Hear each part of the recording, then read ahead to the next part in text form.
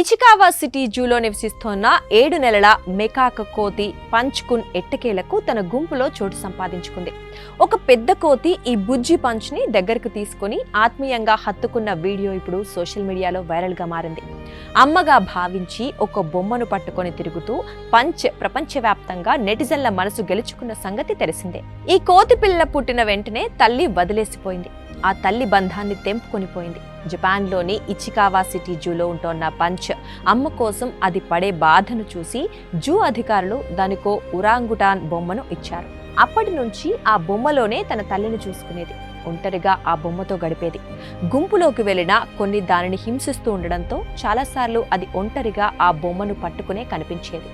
దీన్ని చూసిన సందర్శకులు వీడియోలు తీసి వైరల్ చేశారు. కాగా తన జాతి నుంచి రోజుల తరబడి తిరస్కరణకు గురైన బేబీ పంచ్ ఎట్టకేలకు ప్రేమను అనుభవించింది. ఓ పెద్ద కోతి చిన్నారి పంచ్ ను గట్టిగా హత్తుకొని భరోసా ఇచ్చిందంటూ వీడియోను ఒక నెటిజన్ షేర్ చేశాడు. ఈ వీడియోలో ఒక పెద్ద కోతి పంచ్ ను సున్నితంగా నిమురుతూ కనిపించింది. ఇలా నిమరటం అనేది నమ్మకాన్ని పెంచుకోవటం, తమ బంధాన్ని బలపరుచుకోవటమేనని నెటిజన్లు కామెంట్లు పెడుతున్నారు.